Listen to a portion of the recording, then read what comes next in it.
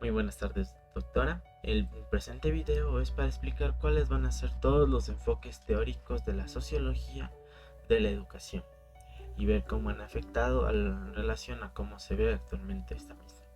Como primer punto vamos a ver el funcionalismo de Durkheim, como segundo la teoría comprensiva de la burocracia de Weber, como tercero vamos a ver el materialismo histórico de Marx, Austels y Gramsci. En el punto 4 vamos a tener la teoría de la reproducción de Bourdieu y Paseo, como quinto punto la teoría de la resistencia de Henry y como sexto una unión de la teoría de la reproducción y la resistencia a cargo de Bowles y Gittins.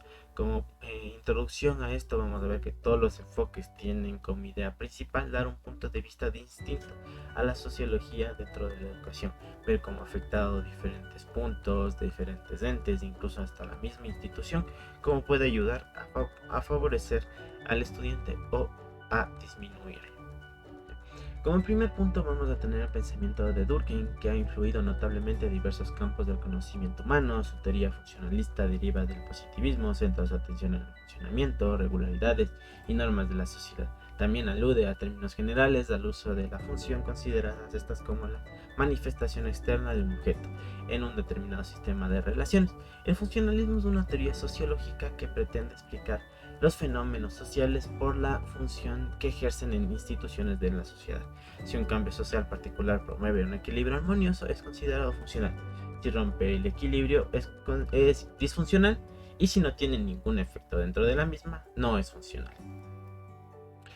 El curso más importante de Durkheim, principal representante, como bien dije, del funcionalismo, fue sobre la educación moral. Su propósito era comunicar a los educadores el sistema moral que esperan que transmitieran a los jóvenes, con el fin de detener la degeneración moral que se percibía en la sociedad francesa en ese tiempo.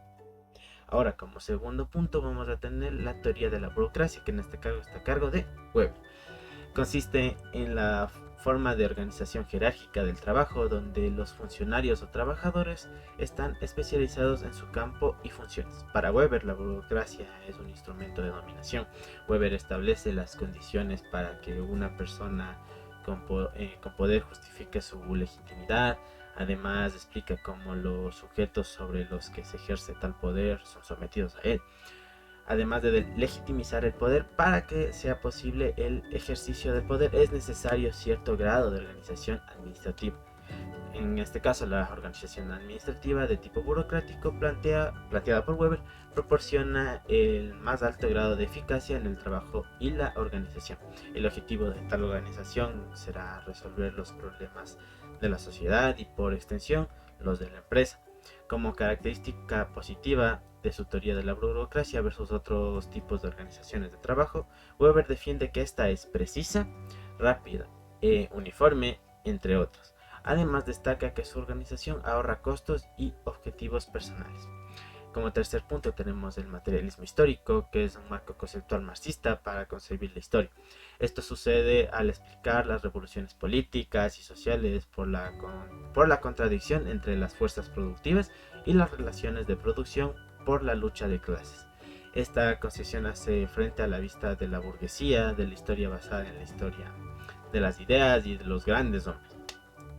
El desarrollo revolucionario de las fuerzas productivas bajo el comunismo hacía posible que todas las necesidades humanas fueran satisfechas y que el desarrollo de la producción presidiera de la división de sociedades entre clases explotadas y primero las clases explotadoras y las clases explotadas.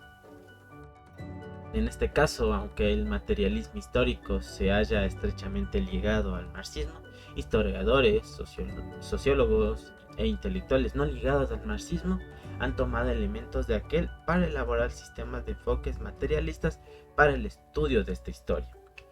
Como cuarto punto vamos a tener la teoría de la reproducción cultural introducida por Bundesser y Passer.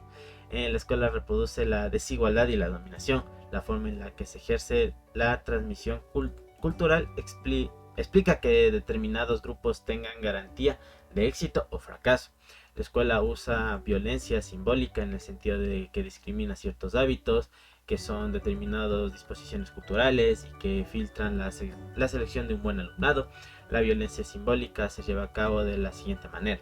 La escuela considera como universal el capital cultural dominante, pero en la escuela entran niños de diferentes capitales culturales, diferentes hábitos, ya que provienen de diferentes sectores socioeconómicos. Entonces la escuela, revestida de la autoridad pedagógica que vuelve neutra esta distinción social, reproduce así al que le fue bien, le sigue bien en sus estudios, y al sujeto que recibió algún fracaso, toma el fracaso como propio. Esta teoría es tomada por algunos autores como una teoría del conflicto y no del funcionalismo crítico. Esto lleva a la conclusión de que los contenidos y prácticas educativas son el resultado de la dominación de una de las clases sobre otras a través de la imposición cultural de una cultura clasificada erróneamente como universal. Ahora tenemos como quinto punto, la teoría de la resistencia es un recurso teórico ideológico que ofrece las herramientas necesarias para analizar la relación existente entre la dualidad escuela y sociedad, como impulso teórico que permite comprender las formas bajo las cuales los grupos eh, subordinados experimentan o enfrentan el fracaso educativo. En este caso, la teoría de la resistencia enfatiza la importancia del agente miembro humano y la experiencia escolar como piedras angulares teóricas para analizar las complejas relaciones existentes entre las instituciones educativas y la sociedad dominante. Este análisis teórico da importancia fundamental a las nociones de conflicto, lucha y resistencia, ya que en este sentido consideran que potencialmente existe una posibilidad de vínculo entre escolarización y emancipación. Es decir, que la institución escolar debe habilitar a que los alumnos, para que estos se desarrollen una comprensión crítica de ellos mismos y estos logren luchar contra la desigualdad de clases. Ahora, como último punto vamos a tener la teoría expresada por Orsen y Hinze, que más bien expresan muy bien su idea cuando escribieron por primera vez esto, que el sistema educativo ayuda a integrar a la juventud al sistema económico, además de que pensamos a través de una correspondencia estructural entre las relaciones sociales y sus relaciones de producción.